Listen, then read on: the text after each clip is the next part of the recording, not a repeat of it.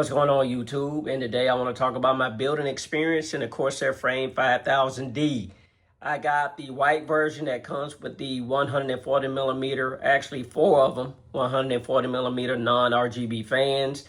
And I did that because I knew I was going to change them out.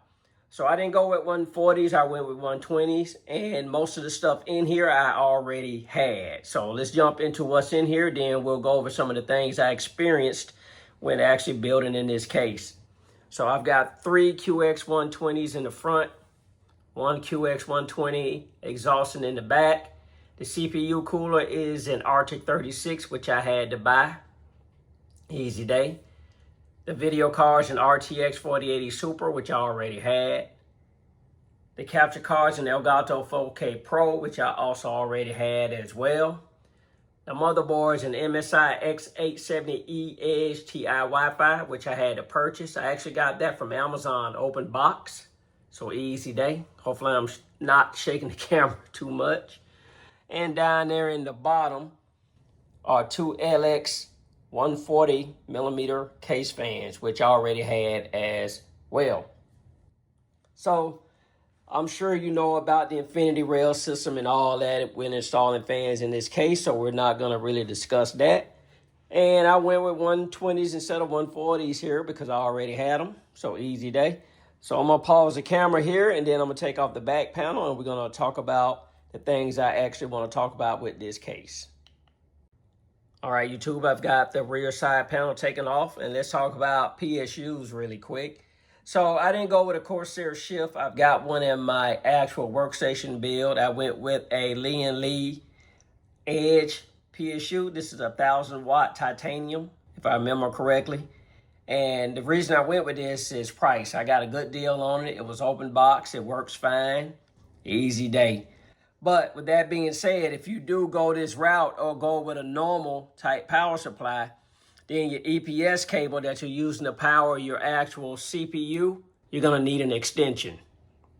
Just something to keep in mind with this case. This case is a little bit bigger than the actual 4000D, which I didn't have to use any extensions in that build. But this build, I did have to use an actual extension for the EPS power cable for the CPU. So that's just something to keep in mind. Now, I'm not sure if this would have been a Corsair Shift power supply, would that have reached? It would probably be a good idea to go back to YouTube and see what they actually did. But in this case, I had to use an extension, and I'm glad I already had that and didn't have to actually buy a new one. Another thing is a pegboard here. If you're going to use zip ties, I recommend that you bend the very end of the zip tie, place it through one hole, and then the bent portion should bump into the other hole or almost come out of the other hole. And if it's not sticking out or protruding out far enough, then just get you some needle nose pliers, and then you'll be able to grab it and pull it through.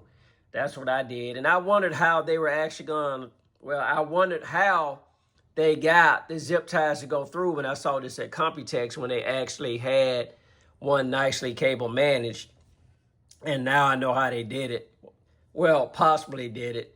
I'm not sure if they did it the way that I did it, but that's how I made it work. So easy day.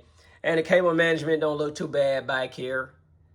You know, it's not up to Singularity computer standards, but I'll take it. Easy day. And and that's about it as far as it goes back here. But I will mention, when you take out this panel where you can replace it and put 120 and 140 millimeter fans on the side, and the same thing to take out this cable management bracket that's up here, and the same thing for the cable management bracket that's on the other side here. Be careful not to lose the little plastic washers that go behind these when you actually take them out, because there are little plastic washers. Well, you don't need them. If you lost them, it's not gonna affect your build or anything.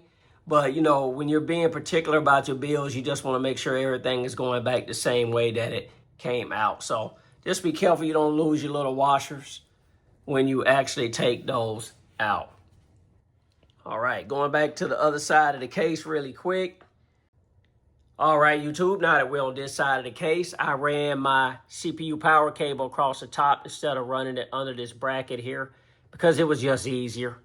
It was just easier to do it that way and not as tight. Easy day. And I got some black cables in here and white cables, and that's because I had most of the cables already. In fact, I had all the cables already that are in here. I didn't have to buy anything extra. And again, the only thing I had to buy was a CPU cooler, the case itself, the motherboard, and the power supply. And the and the power supply and the motherboard were both open box, so I got great deals on those from Amazon. So, easy day. And I didn't go with 140s like most people would have probably went with 140s. I just decided to go with 120s because I already had them. And yeah, this was an easy build. Good airflow in this case. It's a good looking case. And I've got the Frame 4000D. I've actually got two of those.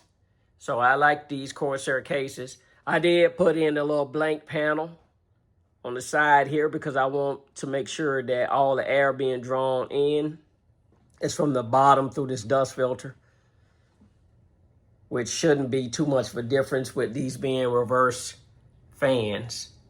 So I've got 3 fans intaking in the front, 2 intaking from the bottom, and then I just got this 1 exhaust fan. So that should give me positive pressure in the case. So I've rambled on long enough. I didn't want to make this too long. Just remember the little washers that go on the screws that I talked about earlier. Remember about this area up here for the CPU power cable up here as well. And also remember the little trick that I talked about as far as getting zip ties through the peg board here for your cable management. And other than that, it's an easy day. There's not much more to this case. And yeah, I went with a Lee Edge power supply instead of going in with a Corsair Shift. And again, that was because of price. I just got a fantastic deal on this. So easy day.